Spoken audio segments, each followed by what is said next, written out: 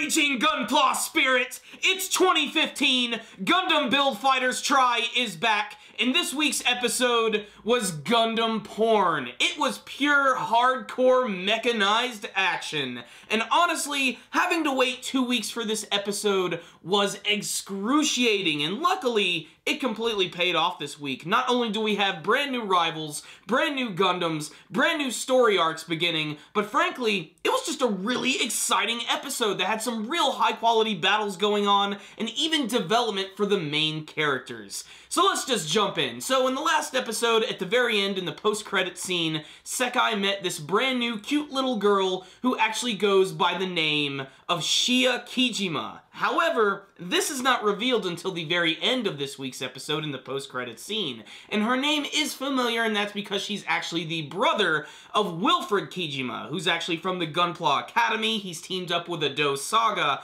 and he's definitely poised to be Sekai's greatest rival in this series. Essentially, he's his Meijin Kawaguchi, kind of like in the first season of the show, and he himself even has his own Gundam, which is known as the Transient Gundam, which is so awesome looking, and you really get to see it in action at the end of this week's episode, which is essentially just a big Gundam battle royale. It's awesome. Basically, you get the ace pilots from each team coming together and getting ready to fight in a free-for-all. And it's basically just an excuse to see all these characters go all out and see some of their cool techniques. And there is that one character by the name of Kei Karima, who has the Cherudum Gundam, which is an upgraded version of the Gundam seen in Gundam 00 from Celestial Being, and he also happens to be fighting against the Transient Gundam, which seems to take a lot of its inspiration from Gundam 00, in particular the design. It definitely gives off that Exia feel, and the fact that it has a GN drive, which is very distinct from Gundam 00 as well. But the overall design of the Transient Gundam looks awesome. It's just really sleek,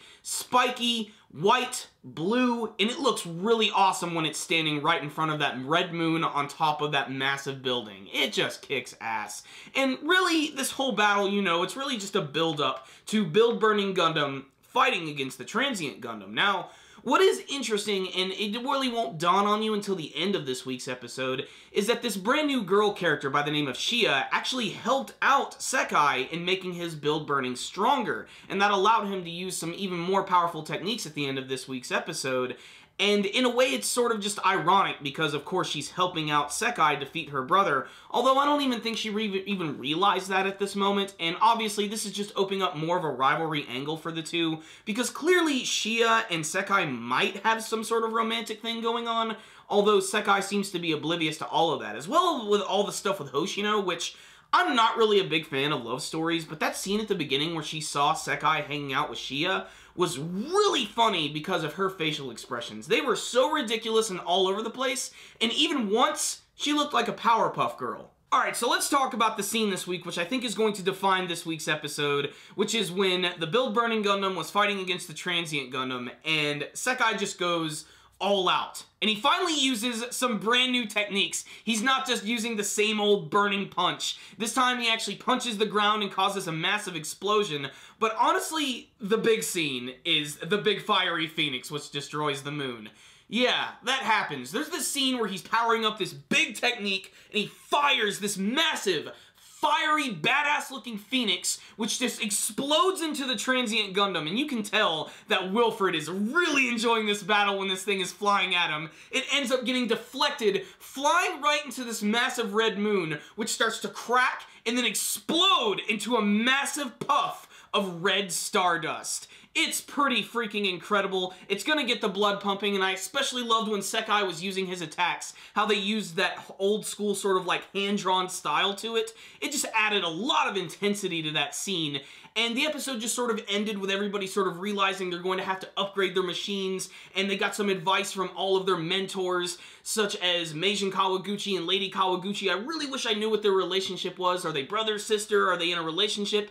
Is there literally just a male and female version of of the Meijin Kawaguchi and they just stay together at all times. It's absolutely crazy! And so is this week's episode of Gundam Build Fighters Try. So what's the rundown? On this week's episode of Gundam Build Fighters Try, it was awesome. You know it was. Everything about it was great. I almost thought it was going to be kind of a bummer episode because of how it opened up in the beginning, because like I said, I'm just not a big fan of the whole love story angle of anime series. It's just not my genre at all.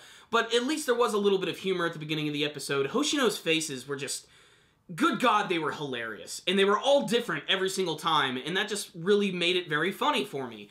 Otherwise, it was just getting to see some of the other characters, the new rivals come in. I thought that was really cool, and I'm really interested to learn a little bit more about the character of Wilfred. I just think he's really awesome. He has aspirations of being the next Meijin Kawaguchi, and obviously that's just setting him up to be the next big rival. And I really can't wait to see more of what he's about, because he does have a relation to his coach, Coach Allen. He's actually his nephew, and I can't wait to see how the whole story with his sister is going to get involved. Apparently, she's actually going to be in the battle as well in the Nationals tournament, and that's hinted at because of Lady Kawaguchi. She tells Fumina that at the very end of this week's episode. And of course, just the prospect that all of the main Gundams of the show are about to get an upgrade. This is just standard for Gundam anyway. In the first season, of course, they got an upgrade about halfway through, and in a typical Gundam anime series, about halfway through the series, they also receive brand new mobile suits, or just straight up upgrades. So I can't wait to see what they're going to do with that. But that battle at the end was awesome. It was really great. I mean, it was predictable in a sense that you knew that Sekai and Wilfred were going to be the ones fighting against each other, but it was handled really well. There was a lot of great hand-to-hand combat, and the setting was great. Just the dilapidated city, the red freaking moon in the sky, just everything looked really great, especially when Sekai was using his big, badass Phoenix attack. And I'm still waiting for Domon Kasshu to show up. I am just waiting for him to drop a bombshell on everyone, because there are so many cool characters in this show that are so over the top and hilarious. When they're having the battle and they're getting into it, when Tatsuya Yuki starts to just basically commentate on the match, it gets you so pumped up. And if Domon Kasshu were there, it would be 10 times better. And every single time they show him in the intro, it's just a complete teaser. And I'm almost expecting that the actual intro of the show is going to change soon, probably in the next episode or the next couple episodes that will reflect what's going to be happening in the Nationals arc, and maybe even another surprise for something that might happen in this series. All I know is Gundam Build Fighters Try continues to be a lot of fun. It's got a lot of great action, really enduring and funny characters.